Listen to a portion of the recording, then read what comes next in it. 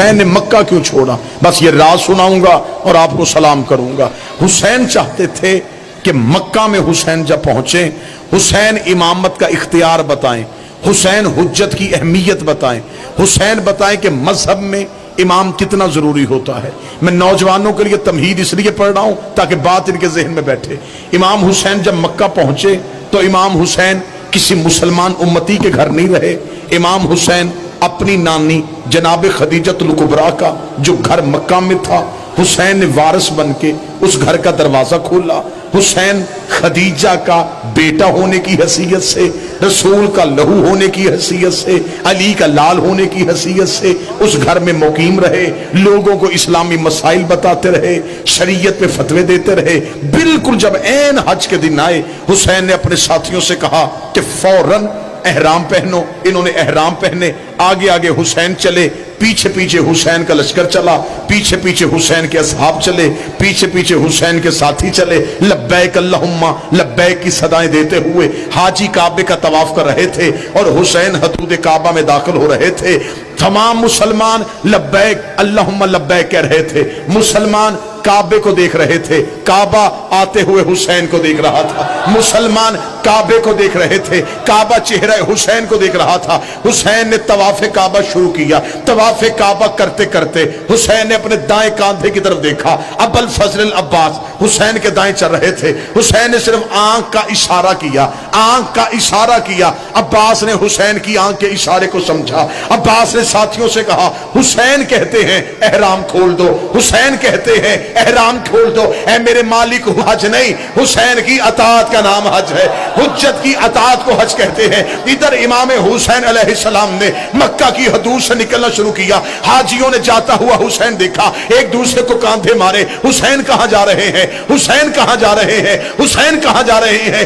آخر حاجیوں کا قافلہ حسین کے پیچھے چلا، فرزند رسول آپ کہاں جا رہے ہیں؟ حسین گھوڑے کی زین پہ بیٹھے، حسین نے اپنے گھوڑے کو چلاتے چلاتے وہاں جا کے اپنے گھوڑے کو روکا جہاں اس کے نانا نے خم غدیر پہ پلانوں کا ممبر بنا کے علی کی ولایت کا اعلان کیا تھا۔ حسین وہاں سواری کو لے کے رکے، حسین نے پیچھے مڑ کے حاجیوں کے رس کی طرف دیکھا، حسین نے کہا میرے پیچھے کیوں آ رہے ہو؟ حج کیوں نہیں پڑھتے؟ طواف کیوں نہیں کرتے؟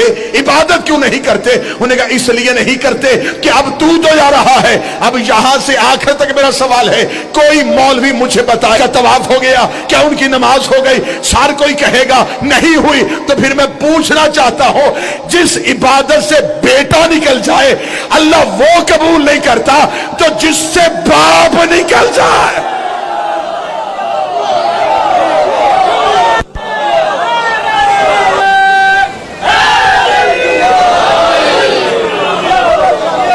امام حسین نے آواز تھوڑی تیز کر، جا رہے ہیں طواف کعبہ سے، حسین نکل رہے ہیں، جاتے جاتے حسین نے عباس کو دیکھا، عباس خانہ کعبہ کی چھت پہ آئے۔ میں کل والے دن کا واقعہ پڑھ رہا ہوں، عباس خانہ کعبہ کی چھت پہ، چلو میں لفظ تبدیل کرتا ہوں، کعبے کی چھت نے عباس کے قدم چومے۔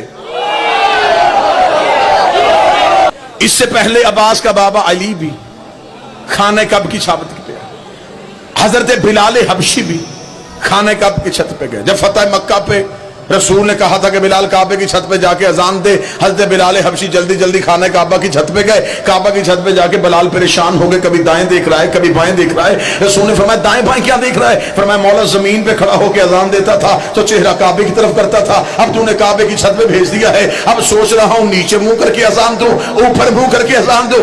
رسول نے سنی کتابوں میں لکھا ہے، رسول نے کہا دائیں بائیں دیکھنے کی کیا ضرورت ہے، مجمع میں سے ڈھونڈ علی کہاں کھڑا ہے، مجمع میں سے ڈھونڈ علی کہاں کھڑا ہے۔ صحابہ نے کہا یا رسول اللہ علی کی طرح منہ کر کے اذان کیوں دلوائی ہے؟ فرمایا تمہیں نہیں پتا یا علی انت مثل الکعبہ، تو میری امت میں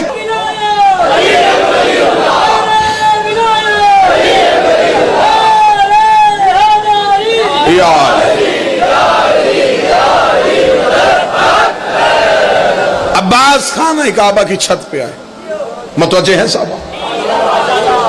کعبہ کی چھت پہ آ کے عباس نے ایک فصیح و بلیغ خطبہ دیا، کیا کہنے غازی تیرے خطبے کے۔ عباس کعبے کی چھت پہ ہیں، اب اگر ذہنوں میں نقشہ بناؤ گے تو لطف ہی دوبالا ہو جائے گا۔ حاجی طواف میں، عباس کعبے کی چھت پہ، حسین دور کھڑے، حاجی کعبے کو دیکھ رہے تھے، کعبہ عباس کو دیکھ رہا تھا، عباس حسین کو دیکھ رہے تھے۔ عباس نے منہ آسمان کی طرف کہا، تعریف اس اللہ کی جس نے اس گھر کو اس کے باپ کے قدموں کی وجہ سے عزت دی۔ کہا تعریف اس اللہ کی، الحمدللہ الذی شرف ھذا بیت بقدوم ابی، تعریف اس اللہ کی جس نے اس گھر کو حسین کی طرف ہاتھ کر کے اس کے بابا کی قدموں کی وجہ سے۔ ماتمی بندے بیٹھے ہو، سخی عباس سے سوال کریں، مولا علی آپ کے بھی تو بابا ہی ہیں، آپ کہہ دیتے میرے بابا کی وجہ سے۔ فرمایا جہاں حسین کھڑا ہو وہاں اپنا تعارف نہیں کرواتے،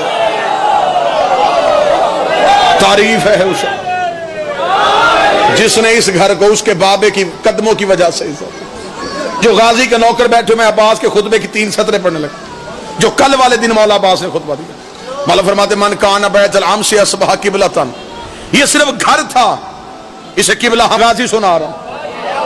مولا فرماتے یہ صرف گھر تھا، اسے قبلہ ہم نے کیا ہے، اسے سجدے کے قابل ہم نے بنایا ہے، اسے طواف کے قابل ہم نے بنایا ہے، اسے سجدہ کا ہم نے بنایا ہے۔ یہ جملہ کہنے کے بعد غازی کا جملہ نہ ہو، میں مرضی کی جگہ پہ گردن کٹوانے کے لیے تیار۔ الکافر والفاجرہ، اے کافر ہو، اے فاجر ہو، اے کافر ہو، اے فاجر ہو۔ مجمع چپ ہو گیا، غازی کعبے کی چھت میں کھڑا ہو کے حاجیوں کو کافر کہہ رہا تھا، فاجر کہہ رہا تھا۔ آؤ مولا غازی سے پوچھے، مولا یہ تو حاجی ہے، یہ تو طواف کر رہے ہیں، تو نے کافر اور فاجر کیسے کہہ دیا؟ فرمایا جن کے مذہب سے حسین نکل جائے وہ کعبے میں بھی کافر ہو کے کھڑا۔ ایک جگہ پہ کر دے تجھے حسین کا واسطہ۔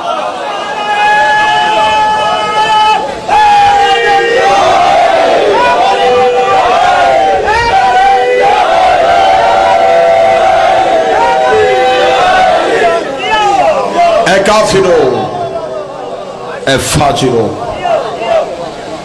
وہ حاجی ہیں، ان کے بدن پہ احرام ہے، وہ لبیک اللہم لبیک کہہ رہے ہیں، اور عباس کہہ رہا ہے کافر ہو، فاجر ہو، او کافر ہو، او فاجر ہو، او کافر ہو، او فاجر ہو۔ میں نے کوشش منبر پہ کی ہے کہ ہمیشہ زندگی میں وہ پڑھا جائے جو معصوم کی زبان سے نکلا ہے۔ یہ غازی زامن ہے، کسی کتاب میں جہاں سیرت عباس لکھی ہو وہاں سخی عباس کا یہ خطبہ لکھا ہے جو خانہ کعبہ کی چھت پہ عباس نے دیا، اس میں یہ جملہ نہ ہو، مجھے غازی معاف نہ کرے۔ مولا فرماتے ہو کافر ہو، او فاجر ہو، تم کیا سمجھتے ہو تم نے حسین کا رستہ روک دیا ہے؟ کعبہ اوڑ کے حسین کے، کعبہ اوڑ کے حسین کے قدموں میں آ جاتا۔ میں آخری جملہ پڑھنے لگا ہوں، عباس کا اتنا کہنا تھا یا کعبے کی دیواروں نے ہلنا شروع کیا، حسین نے ہلتا ہوا کعبہ دیکھا، حسین تیز قدموں سے چلے، حسین نے کعبے پہ ہاتھ کر روک کے تجھے بچانے تو میں جا رہا ہوں، تجھے